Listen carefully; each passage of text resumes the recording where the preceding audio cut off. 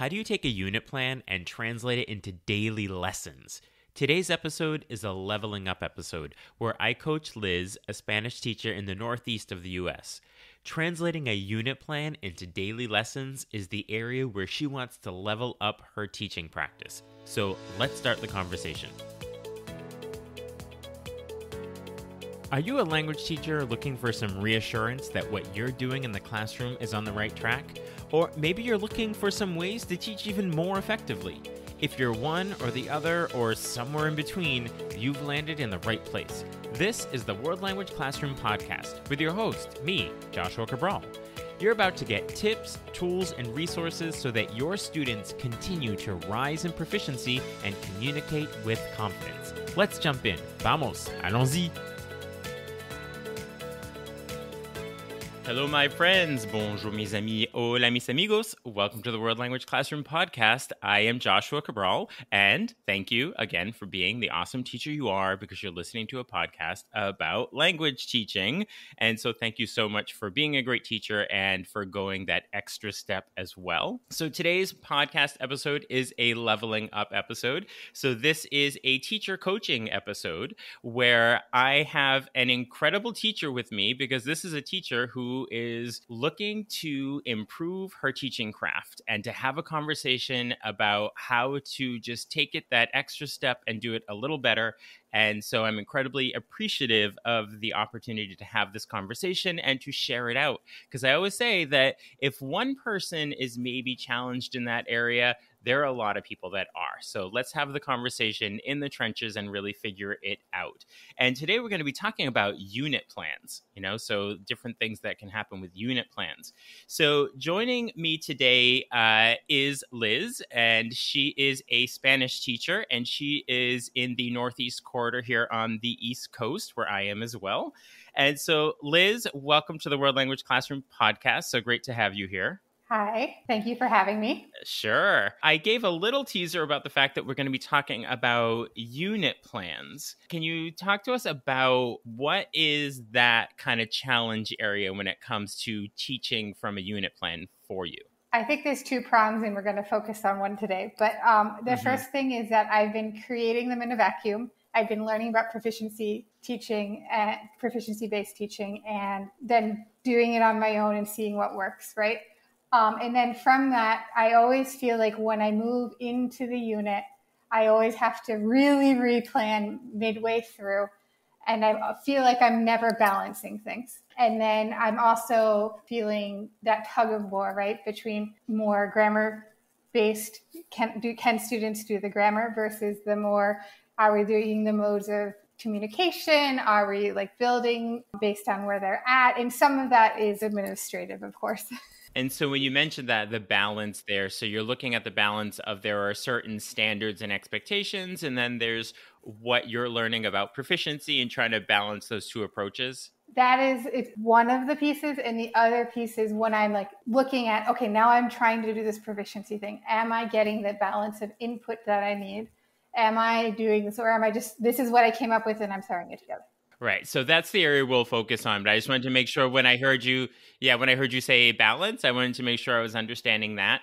And when you said that you're teaching in a vacuum, does that mean you feel like you're kind of doing this on your own in a vacuum, or units are done in a vacuum? What did you mean by that? So I just am shifting between teaching contexts. And so where I was, it was a very small program and there was nothing where I came in. So I did everything, adjusting to my students and really figuring it out on my own. And now I'm looking towards a different context where it's more make sure you cover the grammar. So we'll maybe we can talk about that balance a little bit. So if we focus in specifically on the idea that you have a unit plan that you're teaching from, and you're looking at the day to day, and you mentioned that you get halfway through or so and you feel like you're replanning, right? So if we look at that as our starting point, and that's where a bit of a hurdle is. So can you think of a specific example, where you ended up in the midst of a unit and you felt like, oh, I have to revisit? What was it that was happening that made you feel like you needed to replan and couldn't keep going as originally planned? I think I tend to be overly ambitious Okay. thematically. Mm-hmm. And I think I struggle when I'm planning things out. How do I make like the vocab overlap to recycle it throughout the unit, right? So that we're doing something different and new, but also not doing 20 million things. And then I tend to really I still want to cover the grammar because Mm-hmm. that was my initial training, and that's also often the demands. So jamming too much in. And so being overly ambitious, it means that with the amount of content that you wanted to cover within a unit? Yes. Okay. And so when we're looking at units, we can look at paring down some of the content in that there. And so if we look at when you're in that situation where you feel like, oh, okay, there's a lot to do here, and there's so many hours in the day and so many weeks in the year, and being able to get there. So if we're going to talk about that hurdle and some ways of looking at that, but if you were able to say look at January or February, and you have this ideal situation going on in your classroom where you're not feeling overly ambitious, or you're not feeling like you have to replan, but the unit is pretty well planned out and it's going well and you're feeling confident about it. Like, what would that feel like in your classroom to have that kind of situation? I mean, it's hard to imagine because this Mhm. is the corner I back myself into a lot. Right. Uh-huh. But I think it would allow more space for play with my students, if that makes Hmm. sense. No, Um, absolutely. I think it would allow more space for play, and I think it would. But Hmm. I mean, there's just always more space to build them up, and I think that would be better. And play with the culture more, right? Hmm. If in a more clear way, Hmm. so it feels less helter skelter. Okay, so I think that a good goal that we could look at is having that opportunity where in your classroom you're not feeling so always needing to be on the treadmill of covering content and grammar, that you want to leave time to enjoy the language and engage in culture, which feels like you're not having the time to do that now. So we need to find a way in meeting that goal is to have our daily lessons and our units be pared down a little bit, still covering a certain amount of content, but leaving that opportunity to enjoy the language, which feels like maybe you're not having the opportunity to do right now. So does that sound like a good goal to work with, is that we will get to that point where you're going to have an opportunity to enjoy the space rather than feeling like you still have more to cover? Yes, Okay. sounds good. That is a great goal, and that is a much more fun sounding goal than planning units, right? So we're gonna plan units in a way that allows for that. So in terms of assessments, just so I have the context, the end of unit assessments that you're given, are you planning on, and I know you're in a new teaching context, but you think you'll be in a situation where you're giving common assessments, or will you have the freedom to create your own assessments? It's a little bit unclear to me. I Okay. was told that they did like yesterday, that they did very traditional, like exams and things like that. And I was Hmm. like, wait a second. I have done I've broken, what I have been doing is breaking up performance assessments, like doing an interpretive earlier and then in different Hmm. stages. And so I think that I'll have some room to do that, but Hmm. I think that I'll still be asked to do some more traditional things. Well, I think that when you're in that sort of situation, that you want to make friends, right? So you want to make sure that your colleagues, or you want to be collegial, and it's hard to go into a new situation where you have a different way, and if you just say, oh, this is the different way, that could be a little challenging sometimes. So there's going to be a period of a both and I deal with this in my own classroom. When students move on beyond the program that I teach in, they often go to very grammar translation based programs, and they have to place in by knowing a bunch of grammar. And that's not the way I teach. Yet I know that they won't place well unless they have that. So I've had to make peace with teaching some of the grammar, but I'm doing it for that purpose and not for the proficiency sake. So sometimes you just have to play with that balance a little bit and not feel like a fraud because you're doing it or feel bad because you're doing it. Sometimes we're just put in those types of situations where that's going to happen. The best thing to do is try to do the both and have ways of bringing in colleagues so that they can see and experience, because when they hear about it without seeing it, a lot of times it's hard to get on board. So it's an opportunity there to let them see what a proficiency based classroom looks like, and then you can start to look at common assessments. And it's easier said than done, and going into a new place that's being the new person is a little challenging, but try to look at that sort of both and. But if we look a little more specifically at just some suggestions about the daily classes and the unit plans, is when you have your full unit, that if you have done a unit and you feel like there's way too much in there, I think you should start by looking at what the objectives of the unit are. If you think of a class you've taught, any grade, any particular class course that you've taught, if you think of a unit that you've done, it's a good thing to always have can-do statements, right? So that students know what they're going to be able to do at the end of this unit. So have you worked with can-do statements? I do. I always feel like I'm a little bit general. So I think that the can-do statements is a good starting point, because I think that you kind of named the challenge right there when you said you think you're kind of general. And I think the more general they are means the more vague they are and the more content you're going to put in. So I think a good starting point would be look at your can-do statements and try to make them more specific, so that it's not just say what I like to eat or something that's a random can do statement, because that could be anything, anywhere, anytime. But it could be something like, I can read a menu at a restaurant where I go out with my friends, which would be different than where I go with my parents. The language involved there would be very different. So you don't have to look at formal language. You can just keep the language informal. It can be not so many vocabulary words about food. So I think the more specific you get with the can-do statements, then your activities and your content is going to be a little more pared down. And that anytime you are planning a lesson, that you don't feel like you have to cover all of this material, because you can always just go back to asking yourself, does this help them get to that can-do statement?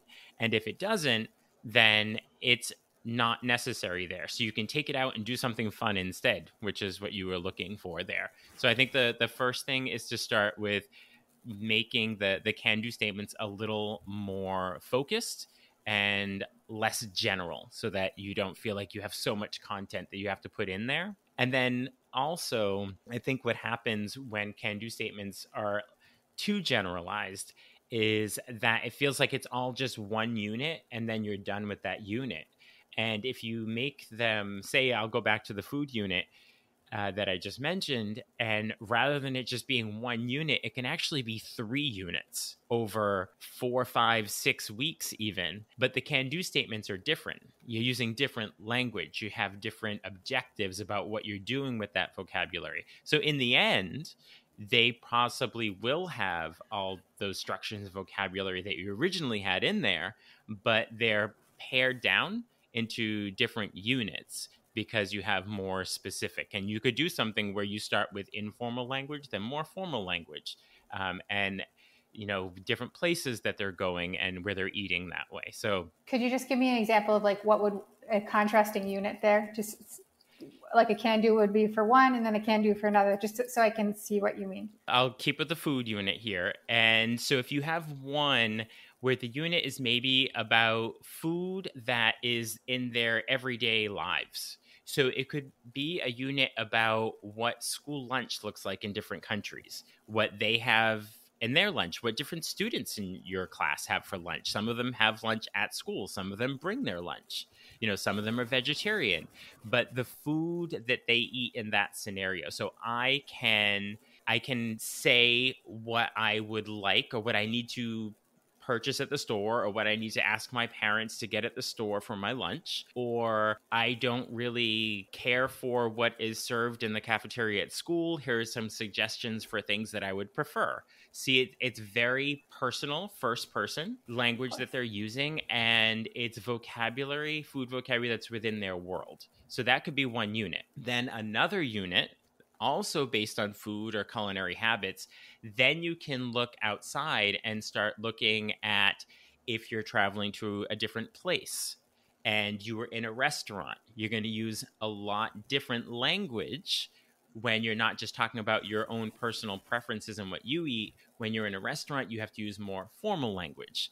Or if you are in a market buying something, then you need to talk about prices. Whereas when you're talking about the cafeteria at school, you're not using prices. And if it's all inclusive in one unit, then you're on the treadmill of all the content and all the vocabulary. But if you can separate them and put a cultural piece on it, where that first one would be about, school lunches in different countries, including your own. And then the second one would be a more formal like dining situation.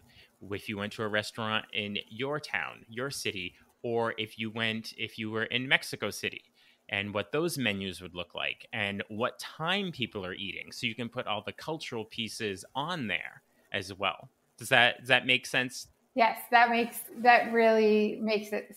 So I kind of do some of that sequencing sometimes, but as we're just doing food right now, so the division makes sense. Mm-hmm. Yeah. So, break it into 2, even 3 units, and then stretch it out a little bit. And I say stretch it out doesn't mean like so it gets boring, but it allows you to do more fun activities and talk more about culture rather than feeling like you have to cover all of that within one particular unit. And so the other suggestion I would have in there, so start with those can do statements, and then when you have your unit, to actually plan backwards with the days. And the first time you do it, it's going to take some time. But once you have it, you have your template to go with it. So you could sort of say, okay, here are my can do statements. These are the contexts of what we're going to do.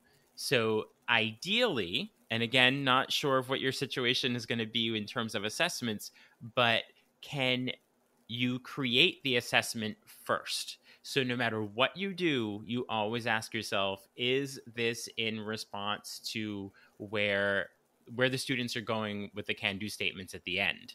And again, and if it's not, then it's not something that is going to be worthwhile to that particular unit. It could fit in another unit, just not that in that particular unit there. So you might plan back and say, this is going to be an 8-day unit, and start by having like 8 days, 8 boxes, and put one thing in each box. Like there's going to be a day that we're really going to focus on culture. This is a day where we're really going to focus on the first person. We're going to talk about preferences, and make sure that you have everything lined up there, and have it in a way that what you do on day 1 is not done after day 1.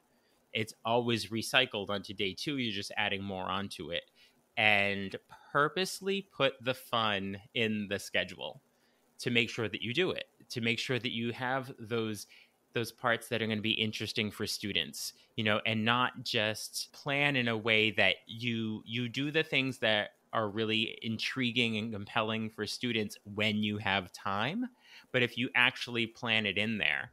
And I think if you start by paring down the can do statements and planning backwards from there, that you'll find that you do have some time for students to enjoy the language and play with the language a little bit. The other part about the daily lessons is, find those in terms of what's fun and compelling and engaging. Like find what are those 4 or 5 go-to activities that students enjoy, and you can actually just swap out the structures and vocabulary with them. And the more they do them, figure out which of the ones they really like, figure out which ones they like, and then kind of make those part of your lesson plans so that they know that's coming up and they're actually looking forward to it.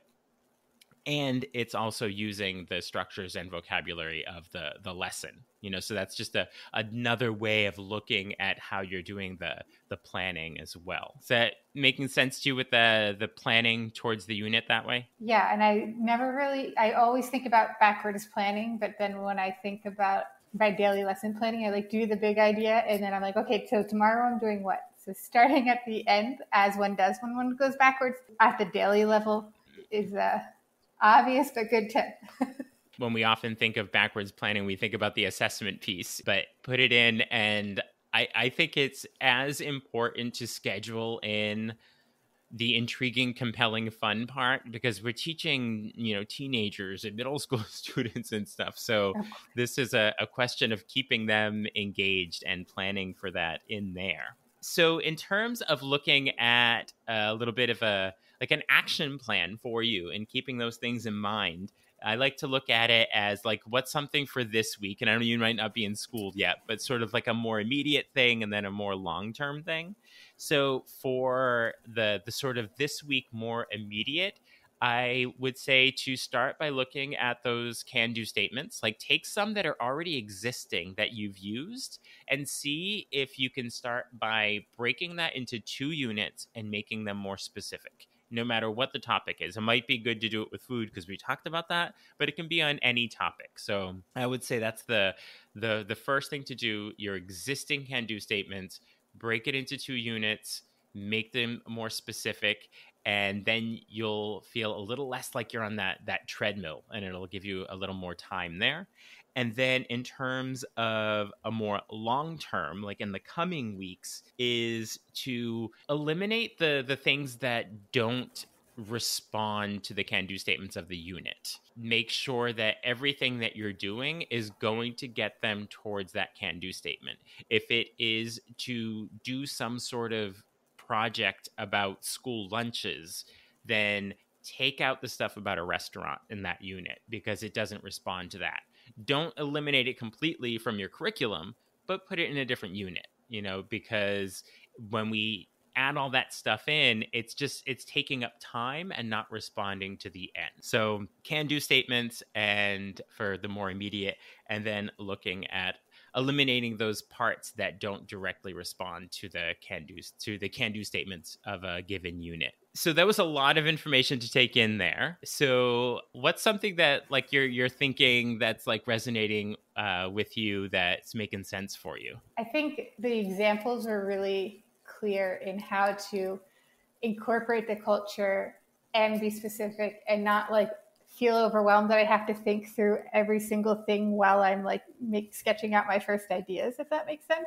Right. And so I think those examples like will help me push towards getting more specific so that I can do that. Thank you so much, Liz, for this opportunity to talk shop with you. I'm going to send you some notes on everything we talked about so that you have it to refer to. I'll even include some links on there to some blog posts or previous episodes of the podcast that might be helpful to listen to. And I'll check in with you in a couple of months and see where we are. And maybe we'll have another conversation to check in once things are on the road with it.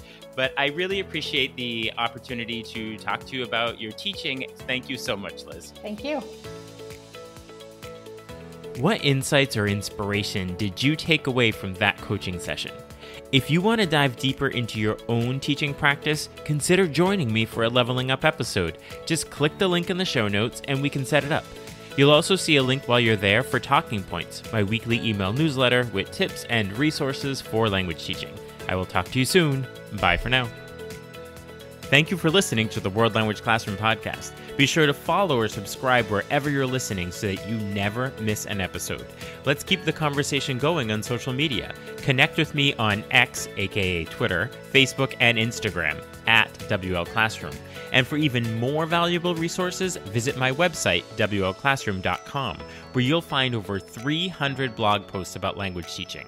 So stay inspired, keep growing, and continue making a difference in your language classroom.